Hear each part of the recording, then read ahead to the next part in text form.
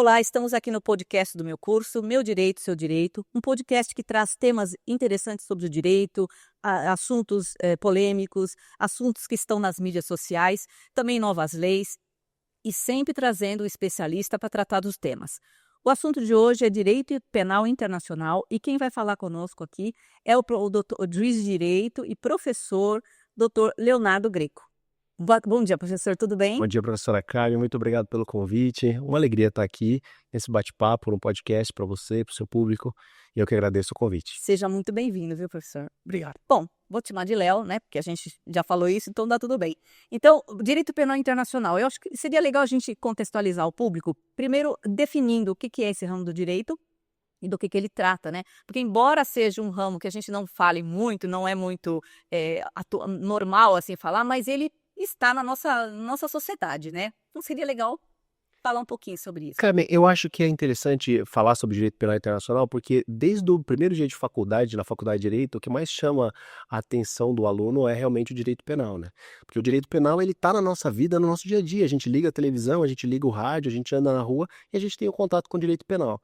Então, o direito penal ele é muito interessante mesmo. E a gente tem que entender que o ser humano é ser humano em qualquer lugar do mundo, né? O ser humano com as suas vicissitudes, o ser humano com os seus problemas, o ser humano com os seus crimes. E o direito penal internacional é o combate, a tentativa de se colocar limites nessa maldade humana que tem uma tendência de praticar crimes em todo mundo. Então, o direito penal internacional é uma união de fatores, de países e de soberanias para que o crime não aconteça, nem dentro do país e nem fora do país. Esse é o direito penal internacional. O direito penal internacional é o mesmo direito penal que nós conhecemos na faculdade, só que no âmbito internacional para além das fronteiras. E é interessante porque ele tem uma jurisdição que é uma jurisdição complementar, né? Ele não vai entrar nos países para julgar essas pessoas. E é individual, né? São pessoas que são julgadas, não é o Estado que é julgado. Exatamente. Essa é uma confusão que muita gente faz. Então vamos começar pelos tribunais. Se o estudante de direito quiser conhecer o coração jurídico do mundo, o centro jurídico do mundo é a cidade da Haia. Na verdade, essa é a forma de se falar, né? Da Haia, as pessoas aqui costumam falar de Haia e tudo mais, mas enfim, isso não importa. A cidade de Haia, nos Países Baixos, na Holanda, ali é o coração do mundo. E ali nós temos vários tribunais internacionais e nós temos dois que são os mais importantes, que é o Tribunal Penal Internacional e a Corte Internacional de Justiça. Quando as pessoas falam de Tribunal Internacional em Haia, normalmente se mostra uma foto do Palácio da Paz, que é um palácio muito suntuoso, e ali é a Corte Internacional de Justiça. A Corte Internacional de Justiça é o tribunal internacional responsável para julgar estados, para julgar os países. A Corte Internacional de Justiça, que está, repito, no Palácio da Paz, que é um palácio suntuoso, um palácio bem, bem bonito mesmo em Haia, é um órgão das Nações Unidas. O Tribunal Penal Internacional, que é um prédio muito mais moderno, é um edifício mesmo, não é um castelo. O Palácio da Paz, como o próprio nome diz, é um palácio. E o Tribunal Penal Internacional fica então num prédio todo espelhado, e ali está o Tribunal Penal Internacional, que é o tribunal responsável por julgar pessoas.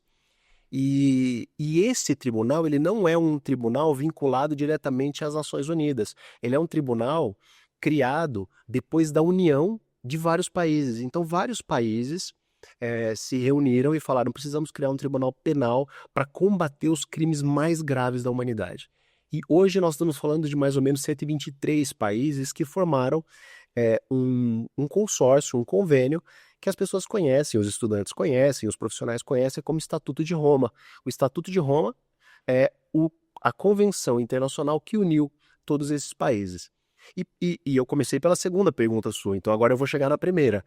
A primeira é a seguinte: as pessoas deveriam entender que cada estudante de direito que presta concurso público para o Ministério Público, para carreiras públicas, para a magistratura, deveria entender desde o primeiro minuto que quando você é aprovado no concurso da magistratura, você passa a ser juiz do mundo.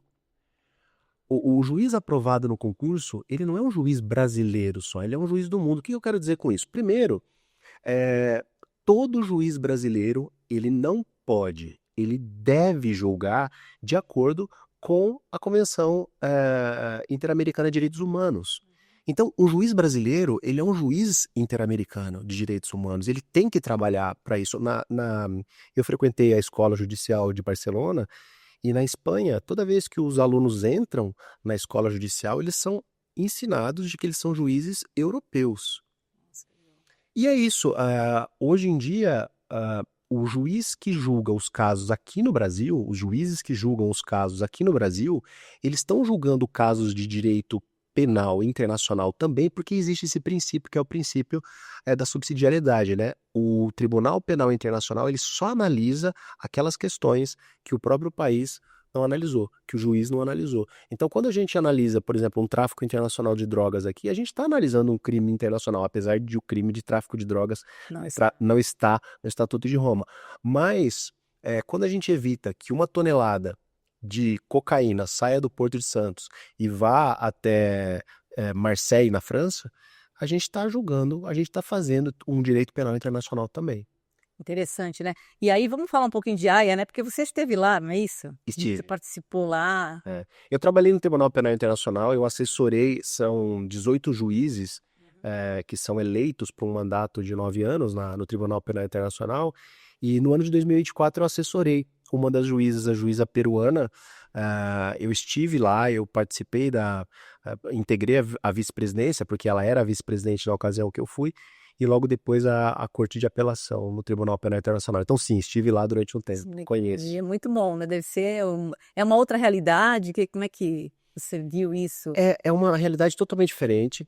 A gente começa a abrir os nossos horizontes para perceber que existem muitos profissionais do direito que saem desde o primeiro momento do país para trabalhar com direito internacional, quer seja o direito penal internacional, quer seja outros direitos internacionais. Então tem muito brasileiro trabalhando no Tribunal Penal Internacional, tem muito brasileiro, e é uma realidade diferente, Carmen, mas não é totalmente diferente, porque o que acontece é o seguinte: os princípios básicos de direito que a gente aprende aqui na faculdade, que a gente aprende no cursinho, que a gente aprende estudando, a gente aplica lá. Então você começa a perceber que você enfrenta uma realidade totalmente diferente no sentido de trabalhar num lugar diferente, aí está a diferença, mas quando a gente se debruça sobre um caso, a gente começa a perceber que existe muita coisa comum com o que a gente estudou aqui, muita coisa. Interessante, né? Vamos falar um pouquinho dos crimes. Quais são os crimes que esse Tribunal Penal Internacional, porque você falou que o tráfico de droga não entrou no Estatuto de Roma, é isso? É isso. Durante a discussão desses países, né, para se criar o tribunal, foi uma discussão de muitos anos, né? Então, os estados se debruçaram para entender quais eram os crimes mais graves da humanidade naquele momento, né? O tribunal começa a trabalhar em 2001, e naquele momento eles entenderam que 4 eram os crimes mais graves, que era o crime de lesa humanidade, então os crimes contra a humanidade, os crimes de guerra, os crimes de genocídio, e posteriormente se colocou o crime de agressão, que é basicamente um país agredir o outro como se fosse mesmo uma guerra. É uma guerra, né? O começo de uma guerra. Então são esses quatro crimes: agressão, genocídio, crime de lesa humanidade ou crime contra a humanidade, e os crimes de guerra. Tá, interessante. E tem em vários países, né? Porque a gente ouve essas notícias geralmente, mas a gente não liga isso ao direito penal internacional, né? A gente só fala, foi julgado o ditador X, né? E tudo mais, mas a gente não leva isso, porque não é uma coisa comum a gente falar sobre esse tema. E deveria ser. Eu vou te explicar por quê. Primeiro, porque você muito bem pontuou a questão da subsidiariedade. O Tribunal Penal Internacional, primeiro, a criação do Tribunal Penal Internacional, ela é feita com base em discussões legislativas, do mesmo jeito que tem aqui no Brasil. Então agora a gente estava discutindo aí a questão do crime organizado, do terrorismo, se é terrorismo, se não é terrorismo, se é só crime organizado, só, né, entre aspas. Então, é uma questão legislativa. Por exemplo, durante a discussão da criação do Estatuto de Roma, se discutiu se o crime de tráfico internacional de drogas ia ser colocado como um dos crimes mais graves contra a humanidade. E, politicamente, se entendeu que não, que naquele momento o crime de tráfico internacional não deveria ser colocado. E por que que eu digo que as pessoas deveriam conhecer mais? Porque, olha, eu estive no Tribunal Penal Internacional e eu trabalhei diretamente com, entre outros temas, eu trabalhei com as crianças soldado, né? É um crime muito comum nas guerras civis da África, né? Aquelas crianças que, com seus 11 anos, 12 anos, pegam uma metralhadora, um fuzil e vão para a guerra, né? E, e analisando essa questão, sabe, Carmen, eu comecei a perceber que, guardadas as devidas proporções, ou como o público do direito costuma dizer, é mutatis mutandis, mas guardadas as devidas proporções, nós temos um engajamento de crianças aqui no Brasil no crime organizado, e que agora está na moda, porque a gente não sabe se é crime organizado ou se quer dizer, a gente sabe que é crime organizado, a gente só não sabe se chega a essa questão do terrorismo e tudo mais, mas fato é, e eu trabalhei muito tempo com a infância também, né? Fato é que nós temos crianças hoje engajadas no crime organizado.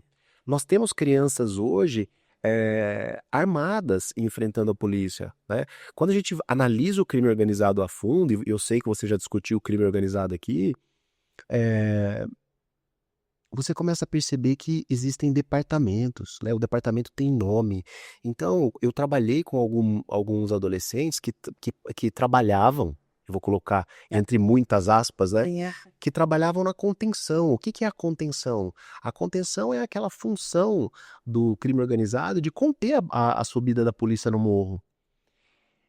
E, Carmen, existe um paralelo muito tênue entre as crianças soldadas que estão sendo julgadas ou protegidas, né? Porque, na verdade, elas são protegidas pelo Tribunal Penal Internacional, mas muitos desses criminosos que estão sendo julgados pelo Tribunal Penal Internacional, eu cito um exemplo, Dominic Owen, que é um dos condenados no Tribunal Penal Internacional, ele começou a sua carreira, e aqui eu coloco aspas de novo, como criança soldado. E a gente sabe que aqui no Brasil é a mesma coisa. Muitos dos altos traficantes que estão ocupando altos postos no crime organizado começaram Como criança. como crianças no crime, né? Entendi. Bem triste tudo isso, né, bem triste. E aí é interessante, por exemplo, o tribunal, ele vai só julgar o caso, por exemplo, se um país não quiser ou não tiver capacidade ou condições de julgar algum membro deles, o tribunal é que pode fazer, é isso? No primeiro momento, o tribunal só tem jurisdição sobre os países que aceitaram o Estatuto de Roma, né? Então, quem não aceitou o Estatuto de Roma não abriu mão de ter essa sua jurisdição. Alguns países aceitaram, assinaram, mas não ratificaram, como é o caso dos Estados Mas Unidos. o Brasil é signatário. O Brasil é signatário, ratificou e tem o É muito legal essa sua pergunta, porque, na verdade, as pessoas às vezes perguntam: mas o Brasil pode extraditar uma pessoa para entregar para o Tribunal Penal Internacional, para extraditar uma pessoa? E aí, na verdade, a gente não está extraditando nada, a gente está entregando. Porque o Tribunal Penal Internacional, ele não tem polícia. Então, quando o tribunal determina a prisão de alguém e esse alguém passa pelo Brasil e a gente tem a obrigação de prender, a gente tem a obrigação de prender e entregar. Porque, na verdade, nós somos jurisdição, e nós somos a polícia, né?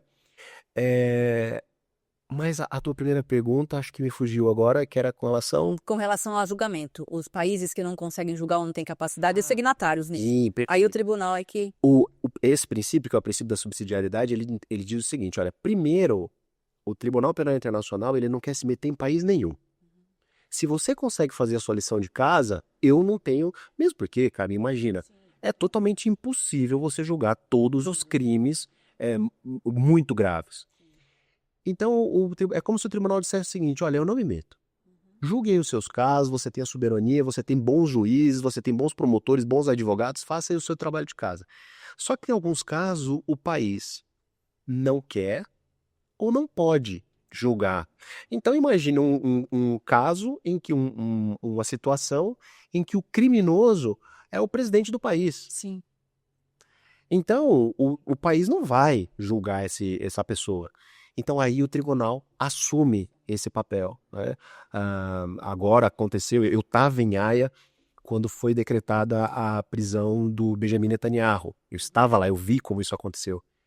Então é isso, como que você decreta a prisão, como que você espera que o Estado de Israel decrete a prisão do Benjamin Netanyahu? Como que você espera que o Hamas decrete a prisão, porque foi decretada a prisão do Benjamin Netanyahu, mas também foi decretada a prisão de alguns membros do Hamas.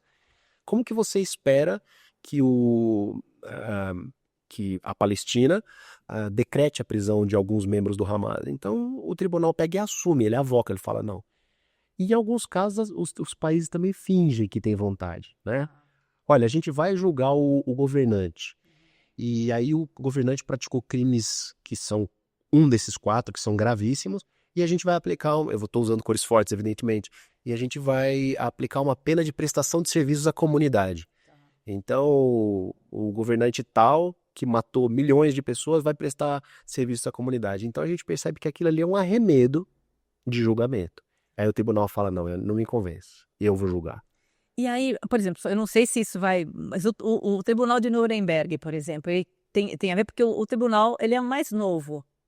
O Status de Roma é mais novo do que Nuremberg, né? Aliás, você está lembrando muito bem, porque são várias datas, né? Mas há quem entenda que no dia da nossa lindo dia da consciência negra foi comemorado 80 anos do Tribunal de Nuremberg, né? De quando começou os julgamentos do Tribunal de Nuremberg.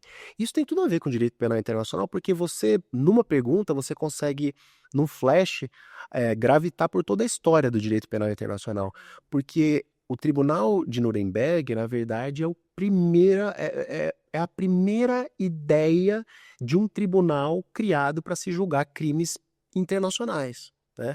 Então, o Tribunal de Nuremberg, se eu puder dizer assim, porque existem até algumas questões antes até do Tribunal de Nuremberg, mas como o Tribunal de Nuremberg é o mais conhecido, a gente pode dizer que o Tribunal de Nuremberg é o avô de todos os tribunais internacionais de penal. Então a gente sai de Nuremberg e passa depois pela Tribunal da Antiga Iugoslávia, por exemplo, né? Alguns tribunais africanos, e chega no Tribunal Penal Internacional. Qual que é a grande sacada do Tribunal Penal Internacional? Esses tribunais, eles eram tribunais ad hoc, né? Eles eram criados para julgar aquele caso. E o Tribunal Penal, e isso é uma questão de direito penal, e os alunos devem conhecer isso, né? O princípio da anterioridade, não só da lei, mas da criação do tribunal. E aí eles entenderam o seguinte, olha, vamos criar então um tribunal, e essa é a característica principal, permanente. Então, o Tribunal de Nuremberg é criado para aquele caso e acaba. Fato. E acaba. Não existe mais. O Tribunal para a Antiga Iugoslávia analisou o caso da Antiga Iugoslávia e ali acaba, né? O Tribunal Penal Internacional não. Ele é criado a partir de 2021 e ele é para sempre. Que legal. Bom, isso aí é no continente europeu. Então vamos passar para as Américas agora, que temos também aqui pelo Pacto de São José da Costa Rica, também a Comissão Interamericana, é isso, de Direitos Humanos. E aí é uma outra realidade, totalmente diferente de lá, né? Para a gente conseguir entender, é legal a gente fazer uma comparação com o que a gente tem aqui, né? A gente tem o Sistema Interamericano de Direitos Humanos. Isso é legal para os seus alunos de cursinho, porque isso normalmente principalmente para os cargos federais, isso cai muito, né? O Sistema Interamericano de Direitos Humanos, ele é composto por 2 órgãos, a Comissão Interamericana de Direitos Humanos e a Corte Interamericana de Direitos Humanos. Qual que é a relação? É como se a comissão fosse o Ministério Público. Tá. E a Corte fosse o Poder Judiciário. Então os casos, eles entram pela Comissão Interamericana de Direitos Humanos.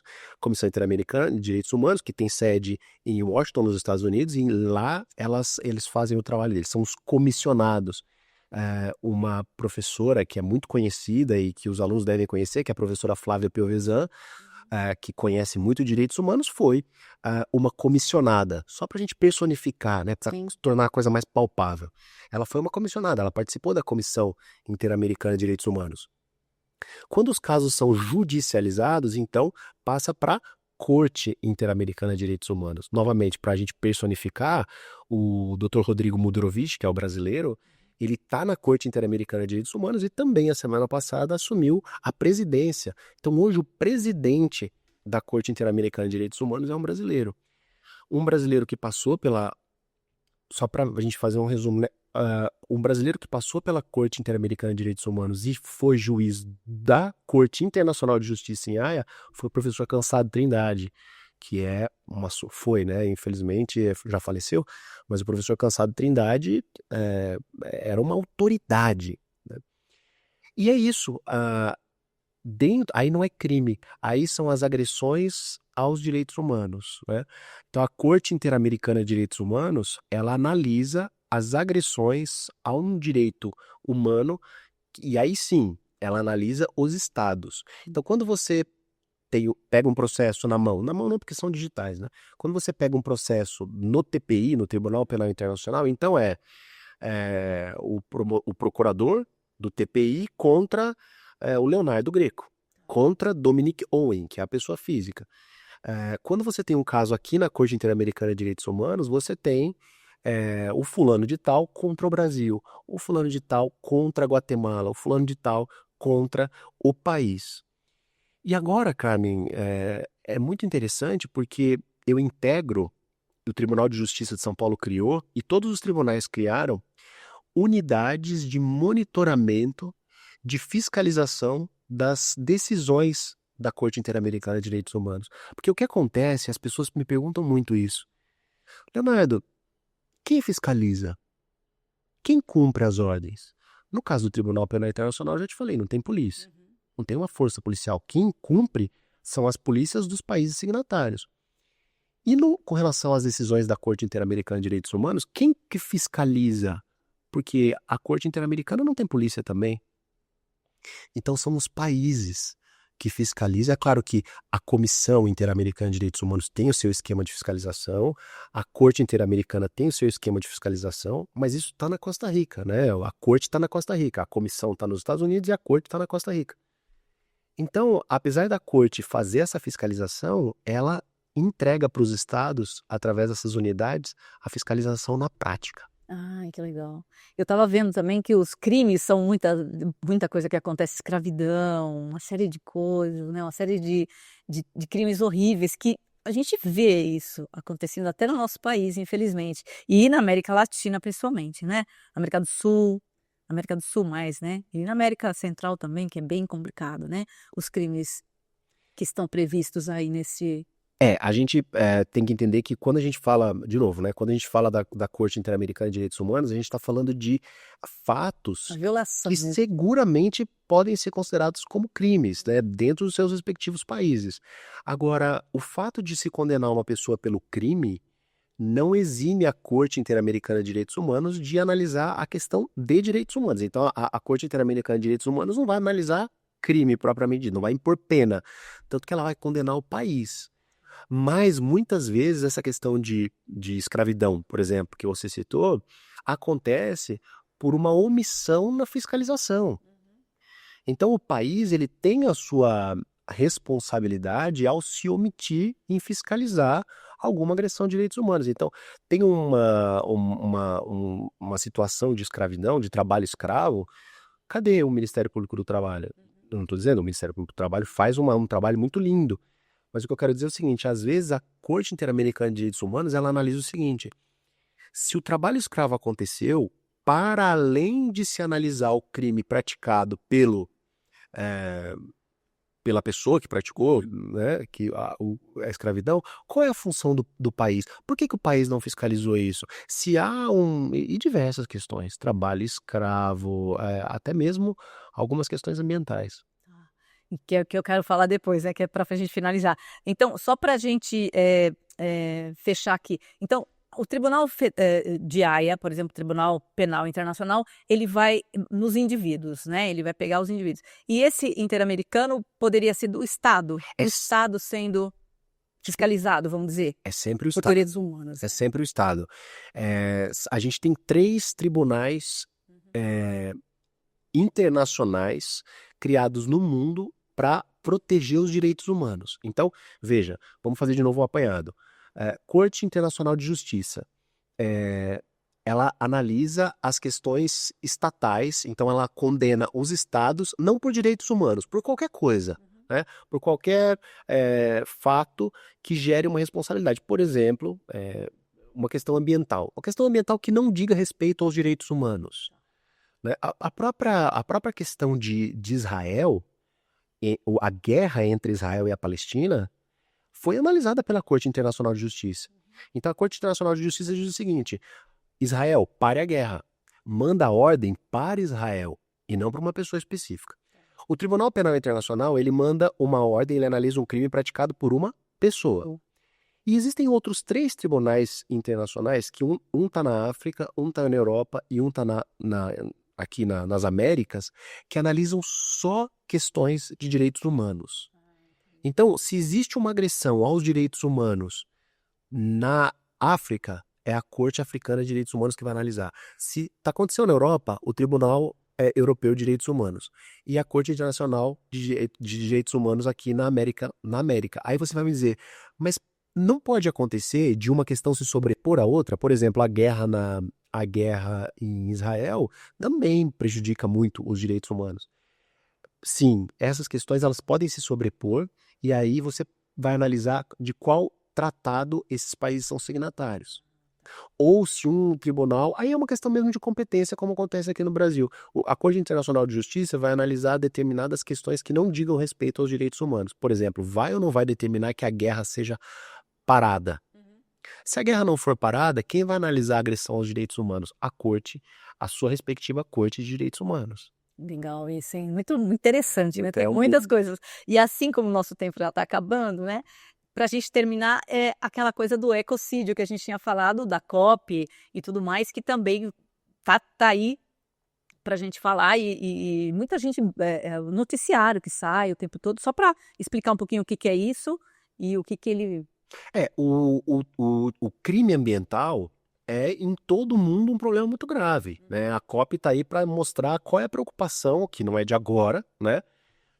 Não é de agora, a preocupação que o mundo tem em relação ao direito ambiental. E o direito ambiental protege o meio ambiente. E a gente sabe como funciona no direito, que o direito penal é a última ratio, quando a gente já não conseguiu mais administrativamente, civilmente, colocar uma rédea na gana, na avidez do ser humano por destruir o meio ambiente. Então a gente fala assim, então tá bom, já que eu coloquei uma regra administrativa não serviu, uma sanção administrativa não serviu, já que eu coloquei uma sanção civil e não serviu, então a gente vai ter que começar a colocar isso aqui como crime. A gente vai ter que te mandar para cadeia. E o ecocídio é um dos crimes que a sociedade mundial pretende incluir no Estatuto de Roma. Então vamos entender o Estatuto de Roma como o nosso Código Penal. Se as pessoas quiserem saber quais são esses 4 crimes que eu citei, quais são as figuras desses 4 crimes que são condenadas pelo Tribunal Penal Internacional, a gente vai no Estatuto de Roma. É o nosso Código Penal Internacional, é o Estatuto de Roma.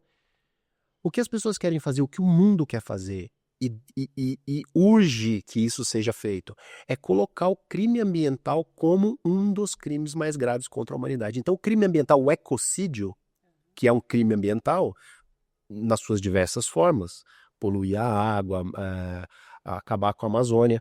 Então, a gente teria esse crime junto com o genocídio, junto com o crime de lesa humanidade, junto com o crime de agressão e junto com o crime de guerra. A gente teria um 5º crime. E esse é um trabalho que a sociedade ambientalista está fazendo para que o ecocídio seja colocado ali. Tomara que isso gere frutos. E você estava falando que na ECO a ONU veio propor uma nova... O que a gente teve agora na COP foi uma... COP, desculpa. Na COP. O que teve agora na COP foi uma discussão. O professor Wagner Menezes fala sobre isso, é o professor de Direito Internacional da USP, ele fala muito bem sobre isso, inclusive publicou um artigo recentemente, se seus alunos quiserem consultar, sobre a discussão da possibilidade de criação de um tribunal internacional apenas e exclusivamente para analisar os crimes ambientais ou as questões ambientais. E isso é possível. O Tribunal de Justiça de São Paulo, um belo dia, entendeu que tinha que se criar uma Câmara de Direito Ambiental no Tribunal de Justiça. Isso foi criado. É vontade política. Se os estados quiserem se debruçar num convênio internacional, num acordo internacional para criar um tribunal ambiental, isso é possível. Aí você vai me perguntar, isso é factível? Totalmente factível, depende de vontade política. A COP estava aí, reuniu vários líderes de vários estados, né? E é preciso, né? Necessário, né? Mais do que necessário. A coisa está muito complicada nesse... Mais do que necessário. Se nós não tivermos um meio ambiente saudável, talvez no futuro a gente nem tenha mundo e nem tenha estado para ter guerra. E aí, só para a gente falar, que você tinha comentado uma coisa interessante, daquela coisa da água, de envenenar a água e que seria um crime de guerra e um crime ambiental? Seria... As pessoas que entendem que o ecocídio não deve ser colocado no Estatuto de Roma, elas dizem o seguinte: não, mas existem algumas figuras dentro desses 4 crimes, porque eu estou falando genericamente de 4 crimes. Se você for no Estatuto de Roma, você vai ver várias condutas, né? E dentro desses 4 crimes, você tem condutas que podem ser caracterizadas como crimes ambientais também. O Tribunal Penal Internacional já teve uma análise de um dos casos que houve a destruição de um patrimônio cultural, porque você imagina um país de uma determinada religião que ataca um país de outra religião e eu não aceito aquele tipo de estátua. Foi exatamente isso que se discutiu, né? Aquele tipo de estátua, aquele tipo de patrimônio cultural. Eu vou explodir. E explodem mesmo, literalmente. Então, isso também é um crime ambiental. E aí, chegando na questão que você discutiu, se a gente estiver falando de um crime de guerra, se a gente pensar, por exemplo, que um país que está acima do outro declara guerra contra esse outro, e ele pode usar como tática de guerra envenenar a água, então eu enveneno a água aqui em cima, a água que é consumida pelo pessoal que está ali embaixo, e eu mato as pessoas envenenadas. Claro, simplificando muito, né? Esse envenenamento de água é um crime de guerra e que tem uma característica ambiental, só que é uma característica indireta. O que a sociedade precisa hoje é uma proteção direta do meio ambiente. Entendi. São muitas coisas, né, Léo? Nossa, que maravilha. Bom, então nós vamos encerrar esse bloco aqui, pessoal, porque nós vamos fazer uma segunda parte desse podcast com outros temas.